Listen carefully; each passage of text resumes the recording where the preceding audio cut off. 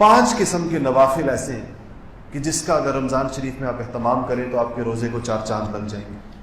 سب سے پہلا نفل فرائض کی بات اس سے نہیں کر رہا کہ ہر مسلمان کو پتہ ہے کہ فرض اسے پڑھنے ہی پڑھنے ہیں، مردوں نے مسجدوں میں پڑھنے، عورتوں نے گھر کے اندر پڑھنے۔ پہلی چیز جو اس کے اندر ہے وہ تہجد کی نماز۔ سحری کے دن ویسے بھی اٹھتے ہیں تو تہجد کا اہتمام کیا جائے، کم سے کم 2 رکعت تہجد کی، 4 بھی پڑھی ہے حضور صلی اللہ علیہ وسلم نے، 8 بھی پڑھی ہے، 12 بھی پڑھی ہے۔ تو اگر 12 کا وقت ہے تو 12 پڑھ لیں، نہیں تو 8 کا معمول رکھنے کی کوشش کریں۔ آپ کا زیادہ تر معمول 8 رکعت کا رہا ہے، لیکن آپ نے 12 بھی پڑھی ہے تو 8 رکعت تہجد، اس میں جتنا قرآن آپ کو یاد ہے اس کا جتنا زیادہ حصہ پڑھ سکتے ہیں اس کا اہتمام کر لیں۔ تہجد کے اندر اللہ جل شانہ نے بہت غیر معمولی اس میں ثواب اور بڑی اس کی فضیلت رکھی ہے۔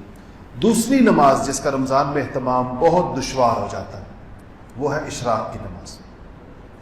اشراق اس لیے مشکل ہو جاتی ہے اور بیشتر لوگوں کی چلی جاتی ہے کہ فجر پڑھتے ہی سونے کا معمول ہے۔ یہ ایک مجاہدہ ہے جو اگر آپ اس رمضان میں کریں تو اس کا بہت فائدہ ہوگا آپ کو۔ فجر کی نماز ہمارے ہاں چلی جائے گی جماعت تقریباً 4 بجے رمضان میں، اور اشراق ہو رہی ہے 5:30 بجے۔ 15 منٹ فجر کی نماز میں لگ جائیں گے تو 4:15 بج گئے، تو 4:15 کے بعد 1.25 گھنٹہ بچ جاتا ہے۔ اگر یہ 1.25 گھنٹہ ہم ضبط کر لیں نیند کو اور اس کو تلاوت اور ذکر اور اللہ تعالیٰ سے مانگنے اور دعاؤں میں لگا کر پھر اشراق پڑھ کے پھر آرام کریں تو یہ بڑا نورانی معمول ہو جائے گا۔ یہ تہجد کے وقت سے لے کر اشراق کے وقت تک یہ جو وقت ہے یہ غیر معمولی طور پر سب سے زیادہ قیمتی ترین وقت ہے 24 گھنٹوں میں سے، پہلے نمبر کا، اور اس کے بعد عصر سے مغرب تک کا وقت دوسرا وقت ہے۔ ان 2 وقتوں کو اگر آپ قابو کرنے میں کامیاب ہو گئے تو بس سمجھیں کہ آپ نے رمضان شریف کے مقاصد کو اللہ پاک کے فضل و کرم سے اس کو پا لیا انشاءاللہ۔ تو اشراق کا اہتمام، اشراق کے بارے میں رسول اللہ صلی اللہ علیہ وسلم نے فرمایا کہ جو شخص فجر پڑھے اور اپنی جگہ بیٹھا رہے، ذکر اذکار کرے، پھر اشراق کی نماز پڑھے اور وہ جائے، اس کو 1 مقبول حج اور 1 مقبول عمرے کا ثواب ملتا ہے۔ اب رمضان شریف میں یہ کتنا ہو گیا؟ 70 حج اور 70 عمرے ایک انسان کو 1.25 گھنٹہ بیٹھنے پر مل رہے ہوں، لیکن وہ کہے کہ نہیں مجھے تو نیند پیاری ہے۔ اللہ اقبال نے کہا نا کہ ہم سے کب پیار ہے، ہاں نیند تمہیں پیاری ہے۔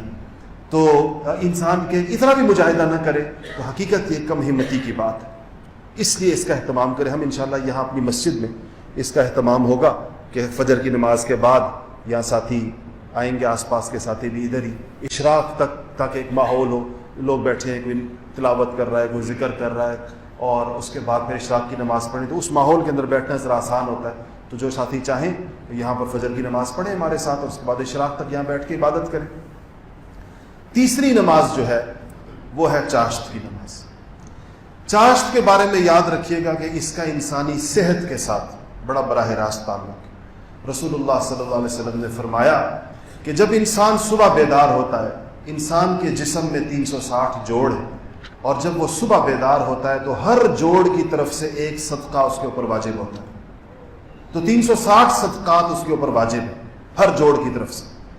اور فرمایا کہ سبحان اللہ پڑھنا صدقہ ہے، الحمدللہ پڑھنا صدقہ ہے، اللہ اکبر پڑھنا صدقہ ہے، اور فرمایا کہ جو چاشت کی نماز پڑھ لے تو تمام جوڑوں کا صدقہ ادا ہو جائے گا۔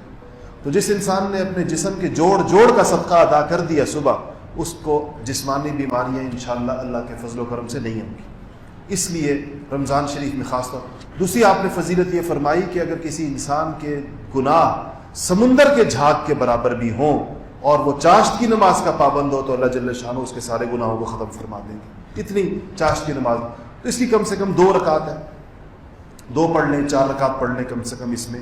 اس کا وقت جو ہوتا ہے اشراق کے 2 گھنٹے کے بعد، یعنی اگر اشراق 5:30 بجے ہو رہی ہے تو 7:30 بجے 8 بجے کے بعد چاشت کا وقت ہے، اور زوال سے 1-2 گھنٹے پہلے تک، یعنی آج کل کے اوقات میں آپ یوں کہہ لیں کہ 7:30 بجے 8 بجے سے لے کے 10 ساڑھے 10 بجے تک اس کا وقت ہوتا ہے۔ تو آپ اس کا اہتمام بھی فرمائیں۔ چوتھی نماز نفل نمازوں میں وہ ہے اوابین۔ اوابین کہتے ہیں مغرب کے بعد 6 نفلوں۔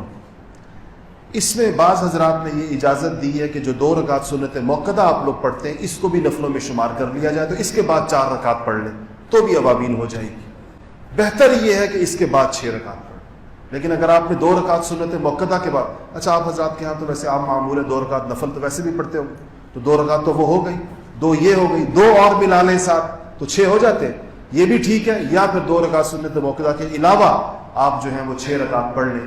رسول اللہ صلی اللہ علیہ وسلم نے فرمایا کہ جو شخص مغرب کی نماز کے بعد 6 رکعت اوابین کے پڑھے گا اس کو 12 سال کی عبادت کا ثواب ملے گا، 12 سال، اور رمضان میں اس 12 سال کو کس سے ضرب دے دیں؟ 70 سے ضرب دے دیجیے۔ اور کتنا وقت کتنا لگتا ہے آپ کبھی انداز، ہر ایک کی نماز کے وقت مختلف ہوتا ہے، 6 رکعتوں میں وقت کتنا لگے گا؟ بہت زیادہ لگ گیا، 15 منٹ لگ جائے، 5 منٹ میں 2 رکعت خشوع و خضوع کے ساتھ، 5 منٹ سے زیادہ آپ 2 نفل میں کس کا وقت لگتا ہے؟ میں نے ابھی اپنے ساتھیوں سے پوچھا کہ 2 رکعت میں کتنا وقت لگتا ہے، کہتے ہیں بمشکل 2 منٹ، تو تیز رفتار لوگ بھی ہوتے ہیں تو 2 منٹ والوں کے اندر کل 6 منٹ لگیں گے، اس کا مطلب ہے 6 رکعتوں کے اندر۔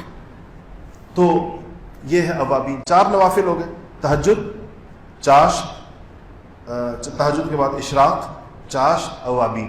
5ویں نماز جس کا اہتمام کریں وہ ہے صلاۃ التسبیح۔